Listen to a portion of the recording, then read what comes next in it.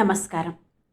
ప్రకృతిలో జరిగే అద్భుత ఖగోళ మార్పులు మన జీవితాలపై ఎలాంటి ప్రభావాన్ని చూపుతాయో శాస్త్రం ఎప్పుడో వివరించింది.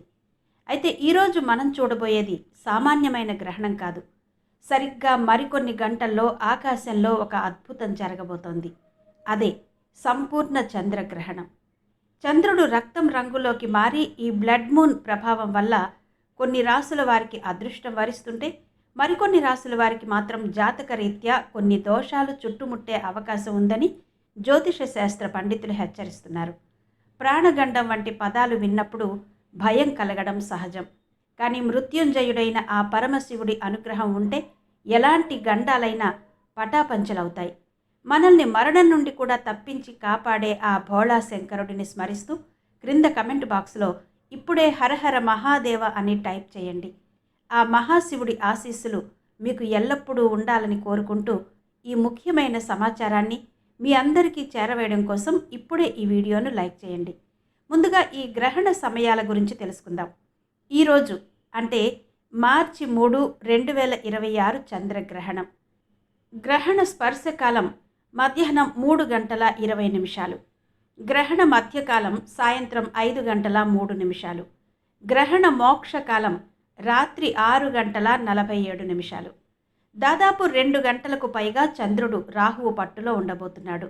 ఈ సమయంలో భూమి మీద పడే కిరణాల్లో కొన్ని ప్రతికూల మార్పులుంటాయి.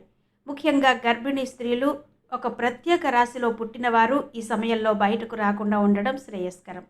కేవలం రాశి మాత్రమే కాదు, గ్రహణ సమయంలో మనం చేసే చిన్న చిన్న పొరపాట్లు కూడా మనకు అనారోగ్యాన్ని లేదా ఆర్థిక ఇబ్బందులను తీసుకురావచ్చు.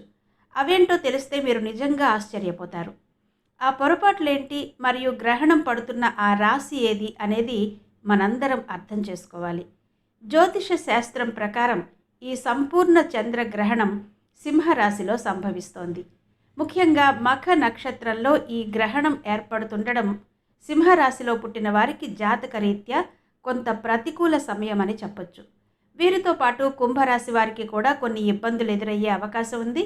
అయితే ఇక్కడ ప్రాణగండం అంటే ప్రాణాలు పోతాయని కాదు, అనుకోని ప్రమాదాలు జరగడం లేదా తీవ్రమైన ఆరోగ్య సమస్యలు తలెత్తడం అని అర్థం.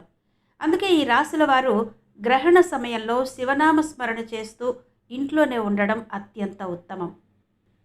మరో ముఖ్యమైన విషయం ఏంటంటే, గ్రహణం సమయంలో మనం చేసే కొన్ని తప్పులు మన ఇంటి వాతావరణాన్ని దెబ్బతీస్తాయి. శాస్త్రం ప్రకారం గ్రహణ సమయంలో వండిన ఆహారాన్ని తీసుకోకూడదు. గ్రహణ కిరణాల వల్ల ఆహారం కలుషితమయ్యే అవకాశం ఉంది. కాబట్టి ముందే వండిన పదార్థాలపై దర్భలు లేదా తులసి దళాలను వేయడం మర్చిపోకండి. దీనివల్ల ఆ ఆహారంపై గ్రహణ ప్రభావం పడదు. అలాగే ఈ సమయంలో నిద్రపోవడం, గోళ్లు కత్తిరించుకోవడం లేదా పదునైన వస్తువులతో పనులు చేయడం వంటివి అస్సలు చేయకూడదు. ముఖ్యంగా గర్భిణీ స్త్రీలు గ్రహణం మొదలైనప్పటి నుండి ముగిసే వరకు బయట తిరగకూడదు. ఈ నియమాలు పాటించడం వల్ల గ్రహణ దోషాల నుండి మనల్ని మనం రక్షించుకోవచ్చు. కేవలం భయం వల్లే కాకుండా మన పూర్వీకులు చెప్పిన ఈ శాస్త్రీయ నియమాలను పాటించడం వల్ల మనకే మేలు జరుగుతుంది. అయితే గ్రహణం పూర్తయిన తర్వాత మనం చేసే ఒక చిన్న పని మనకున్న దోషాలన్నిటినీ తొలగిస్తుంది. ఆ ఒక్క పరిహారం చేస్తే సింహరాశి వారు కూడా భయపడాల్సిన అవసరం ఉండదు. అది ఎంతటి శక్తివంతమైన పరిహారం అంటే, మన జాతకంలో ఉన్న గ్రహ దోషాల తీవ్రతను కూడా తగ్గించగలదు. ఆ పరిహారం ఏంటి, గ్రహణం విడిచిన తర్వాత మనం చేయాల్సిన ముఖ్యమైన పనేంటి అన్నది పరిశీలించాల్సిన అవసరం ఉంది. గ్రహణం ముగిసిన వెంటనే మనం చేసే పనులే మన జాతకంలోని దోషాలను తొలగిస్తాయి.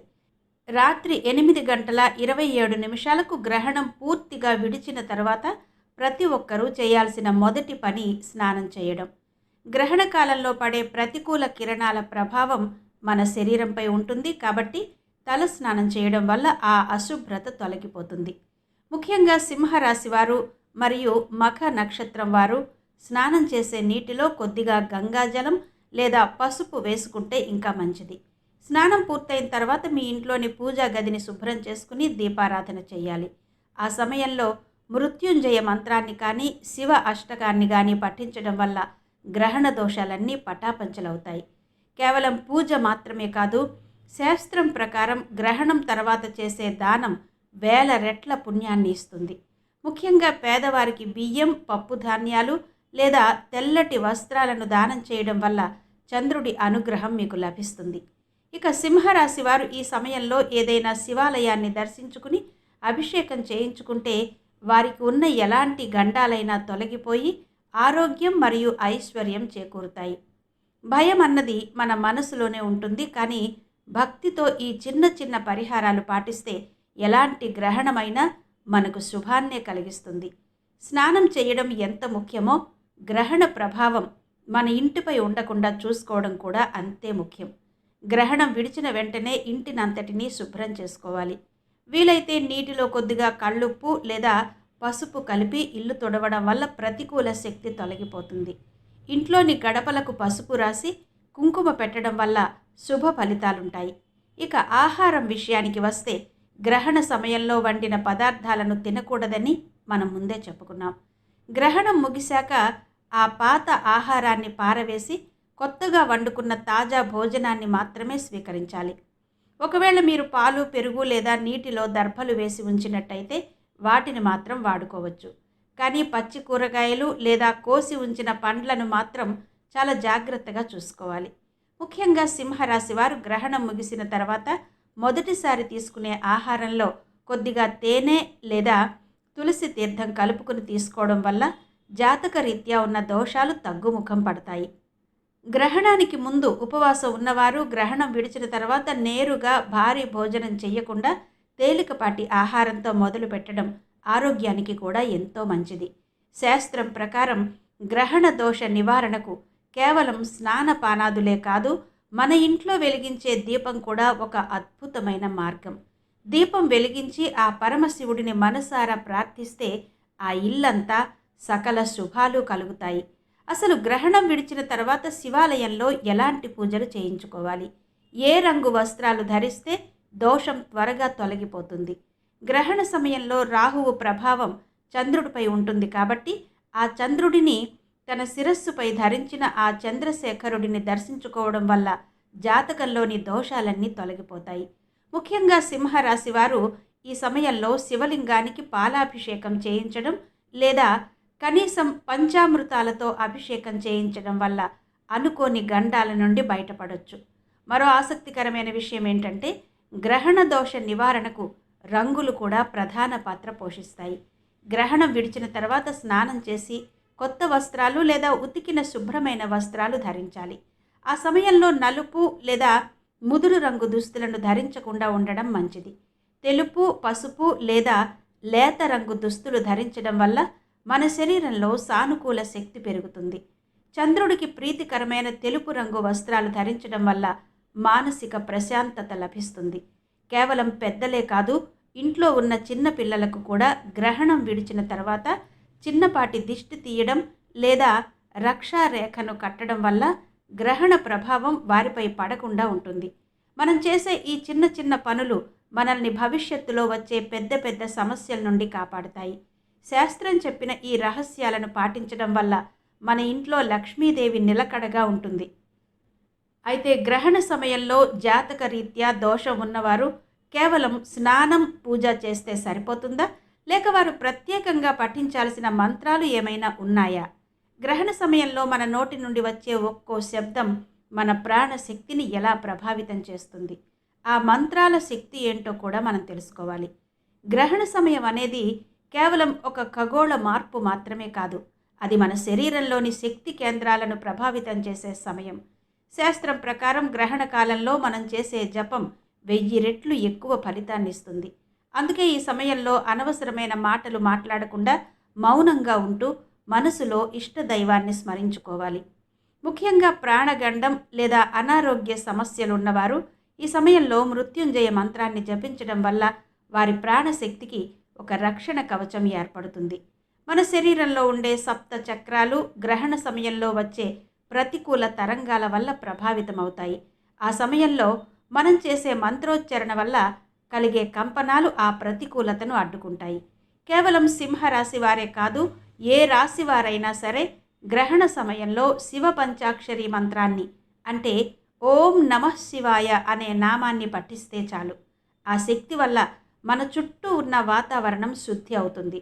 అంతేకాకుండా గ్రహణ సమయంలో గట్టిగా అరవడం లేదా ఇతరులతో వాదించడం అస్సలు చేయకూడదు. దీనివల్ల మనలోని శక్తి క్షీణించి మానసిక ఆందోళన పెరుగుతుంది. అందుకే ప్రశాంతంగా కూర్చుని ధ్యానం చేయడం వల్ల గ్రహణ ప్రభావం మన మనస్సుపై పడదు. ఈ సమయంలో మీరు చేసే ధ్యానం మీ జన్మ జన్మల పాపాలను కడిగివేస్తుందని పెద్దలు చెబుతుంటారు.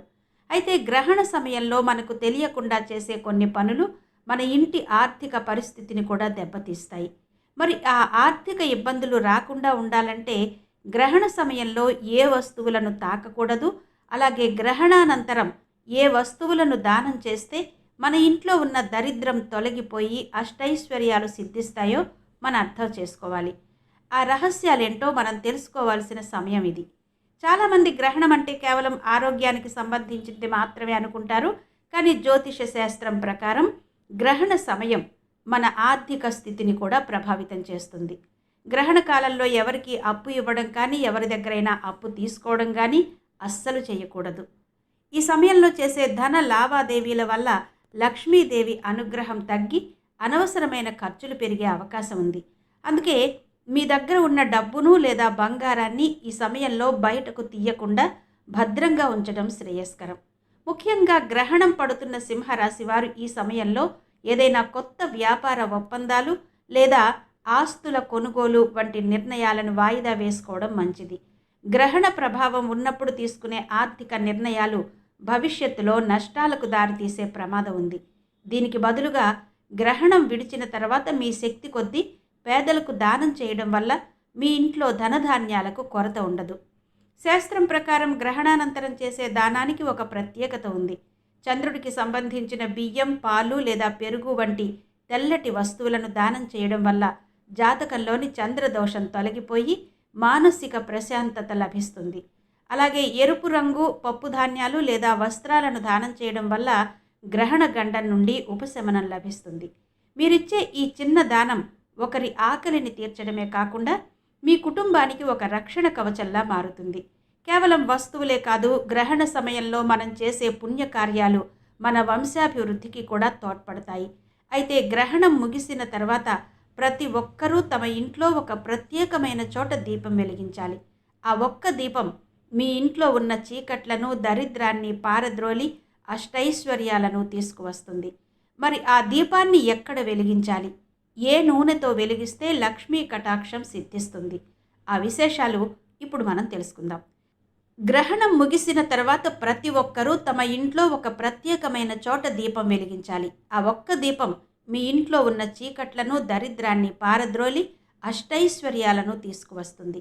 మరి ఆ దీపాన్ని ఎక్కడ వెలిగించాలి అంటే మీ ఇంటి ఈశాన్య మూల లేదా పూజ గదిలో తూర్పు ముఖంగా దీపాన్ని వెలిగించాలి. ఈశాన్యం అనేది దేవతలకు నిలయం కాబట్టి అక్కడ వెలిగించే దీపం ఇంటి నలుమూలలా ఉన్న ప్రతికూల శక్తిని తొలగించి లక్ష్మీదేవిని మీ ఇంట్లోకి ఆహ్వానిస్తుంది. ఇక ఏ నూనెతో వెలిగిస్తే లక్ష్మీ కటాక్షం సిద్ధిస్తుంది అనే విషయానికి వస్తే స్వచ్ఛమైన ఆవు నెయ్యితో దీపం వెలిగించడం అత్యంత శ్రేయస్కరం. ఆవు నెయ్యి లేని పక్షంలో నువ్వుల నూనెను వాడవచ్చు. ఆ నూనెతో వెలిగించిన దీపం నుండి వచ్చే గాలి మన ఇంటి వాతావరణాన్ని పవిత్రం చేయడమే కాకుండా మానసిక ఒత్తిడిని తగ్గిస్తుంది. ముఖ్యంగా ఈ గ్రహణం సింహరాశిలో పడుతుంది కాబట్టి ఆ రాశివారు ఏమాత్రం నిర్లక్ష్యం చెయ్యకుండా కొన్ని ప్రత్యేక పరిహారాలు పాటించడం అవసరం. గ్రహణం విడిచిన వెంటనే సింహరాశి వారు స్నానమాచరించి వీలైతే గోధుమలను లేదా రాగి పాత్రను దానం చేయడం వల్ల సూర్య చంద్రుల అనుగ్రహం లభిస్తుంది. అలాగే మీ జాతకంలో ఉన్న దోష తీవ్రత తగ్గడానికి ఓం నమో భగవతే రుద్రాయ అనే మంత్రాన్ని 108 సార్లు జపించడం ఎంతో శ్రేయస్కరం. ఈ చిన్న పరిహారం మీకున్న గండాలను తొలగించి విజయ పథంలో నడిపిస్తుంది. ఇక మీ ఇంట్లో అష్టైశ్వర్యాలు సిద్ధింపచేసే ఆ ప్రత్యేక దీపం విషయానికి వస్తే గ్రహణం ముగిసిన తర్వాత మీ ఇంటి ఈశాన్య మూలలో ఆవు నెయ్యితో దీపారాధన చేయండి.